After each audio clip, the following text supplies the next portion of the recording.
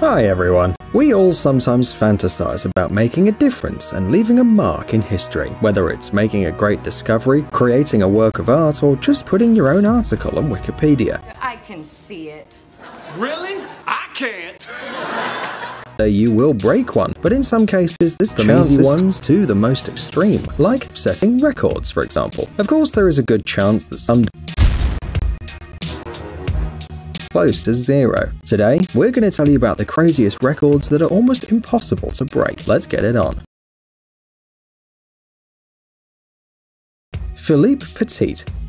You've probably seen a picture of this guy on the internet before, without even knowing who he is. Meet the great French high-wire artist Philippe Petit. He became world famous in August 1974, when he walked between the twin towers of the World Trade Center. Philippe, who is now almost 70 years old, has been performing all sorts of tricks and stunts since childhood. It's always been easier for him than studying. At a young age, he already had a clear goal in life, becoming the best tightrope walker in the history of mankind. At 16, he began to train, and at 17, he read an article in a magazine about the construction of two great towers in New York. He conceived the plan to walk between them 8 years before the performance. In short, he was a very ambitious guy from the very beginning. After years of training and thanks to an incredible diligence, Philippe learned to control his body perfectly. But if you think he was just walking on a rope back and forth, you're wrong. The artist quickly learned not only to jump while balancing, but also to perform absolutely crazy tricks. For a long time, the guy lived off his earnings from street performances, but at the age of 22, he finally decided to do his first performance in the air. It took place in Paris. The fearless Philippe walked across a tightrope stretched between two towers of the legendary Notre Dame de Paris. But he did more than walking. In the middle of the way, the acrobat laid down to rest and performed a couple of crazy tricks. As time went by, Philippe finally got to the city of his dreams, New York. From the beginning of 1974, he planned the greatest act of his life. The French artist spent his free time and all his savings to study the design of the Twin Towers. He even rented a helicopter to view the towers from the air and evaluate the difficulties of walking between them. And there were a lot of potential problems, from strong winds to the quantity of policemen and guards at the place. Finally, it was showtime. In the afternoon of the 6th of August 1974, Philippe and 6 friends arrived at the spot. They put on special uniforms to look like contractors and went into the building using fake ID cards. They carried all the necessary equipment to the 104th floor of the South Tower, where they stayed until the night to pull a tightrope between the buildings. The next morning, Philippe's dream came true. His audience were the guards watching from the rooftop and the bystanders who gathered on the street below. In total, he stayed in the air for 45 minutes, walking back and forth almost 500 meters, performing his craziest tricks, hopping on one foot, kneeling down and laying on the rope.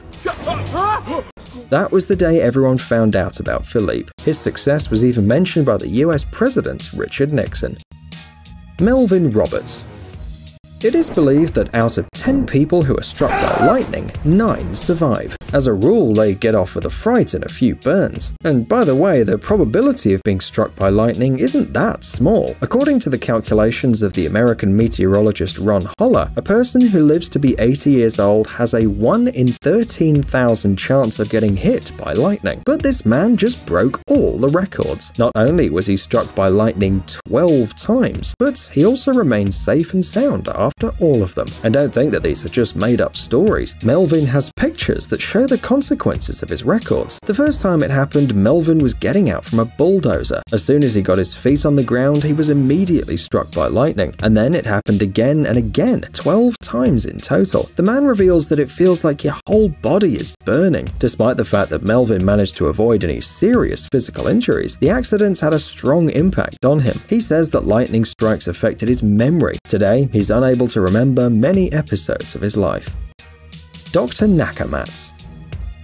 As you know, there's no such thing as a new idea. This may not always be the case, but inventing something new in the modern world is not an easy task. But Yoshiro Nakamatsu, a scientist from Japan, doesn't think so. During his life, he's patented more than 3,500 inventions. That's 3 times more than the legendary American inventor Thomas Edison, who designed the incandescent lamp and many other things that changed the world forever. Among the inventions of the genius Japanese man are boots, boat with springs, which allow its owners to jump across the streets like a kangaroo, or a golf course which applauds you when you drive the ball into the hole. But all this is just for fun. Dr. Nakamatsu actually has patented much more serious inventions too. For example, the popular floppy disks from the 90s. But how does Nakamatsu do it? He has a lot of secrets, from special brainstorming sessions to listening to Beethoven's symphonies. He also likes to think of new things underwater. According to Nakamatsu, the thinking process is much faster when a person's brain starts to lack oxygen, and the inventor uses another of his creations to write down his ideas, a waterproof notebook. Today, he's 91 years old, and he's more active than ever, even though at some point he was diagnosed with a rare form of cancer. As you might have guessed, the professor thought of something new to fight the disease, a special diet.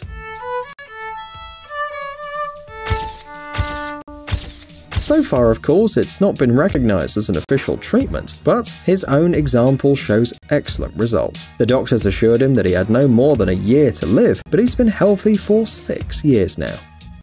Chen Zhitong.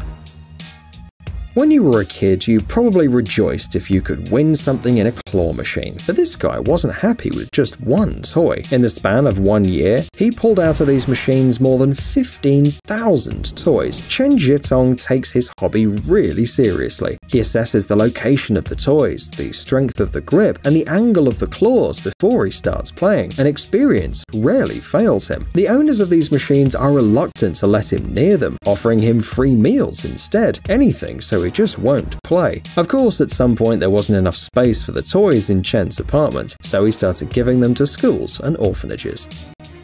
Sebastian Abreu. Changing teams all the time is pretty common in football. Talented players often roam between different clubs, which compete with each other in terms of prizes. But Sebastian Abreu, a former player of the national team of Uruguay, also known as El Loco, broke all records. Today, the 42-year-old player is representing the 34th team in his career, Uruguayan club Boston River, and Abreu is apparently really proud of his record. He even placed metal emblems of all the clubs where he managed to play on his calabash gourd, a special vessel for drinking mate, a popular South American drink. Tom Lackey. This old man from the UK has been breaking his own records for many years, and his age hasn't stopped him at all. Tom started wing walking at the impressive age of 80 years. He started after his wife died of cancer, planning to earn money from his hobby for charitable foundations. Once I'm stood on the top, once I'm there, I feel really good. The adrenaline's going and I feel I'm as good as anybody.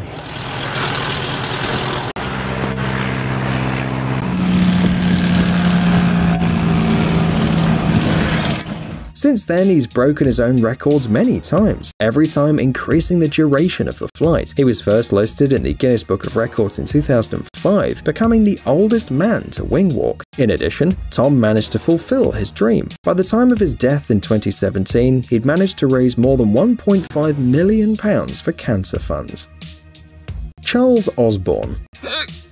You will not envy this guy's record. He set it without even trying. The fact is that one day back in 1922, Charles had a hiccup attack, and so it happened that it took a little longer to end. Not just a few minutes as it sometimes happens, but 68 years. Thanks to this, the poor man got into the Guinness Book of Records. According to rough estimates, he hiccuped more than 700 million times. It all began after Charles fell in his barn. According to scientists, it was this fall that affected part of the farmer's brain, which resulted in him developing a hiccup episode that lasted several decades.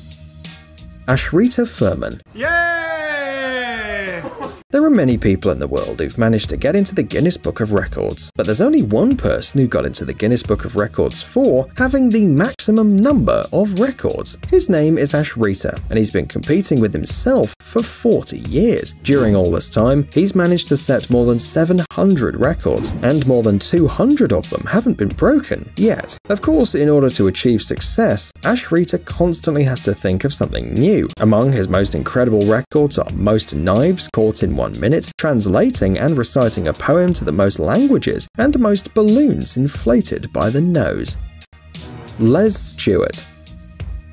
And finally, today's last and perhaps weirdest record. We're talking about Les Stewart, an Australian record holder who used a typewriter to write the numbers from 1 to 1 million in words. It took him 16 years to do it. In addition, it took him 7 typewriters, 1,000 ink ribbons, and almost 20,000 pages to set the record. Besides, Les typed the text with one single finger. That's because many years ago, he found himself in the middle of a fire and got a lot of injuries and burns, becoming disabled. That's mostly why he decided to do it as well, because before that, he was sitting at home and didn't have anything to do.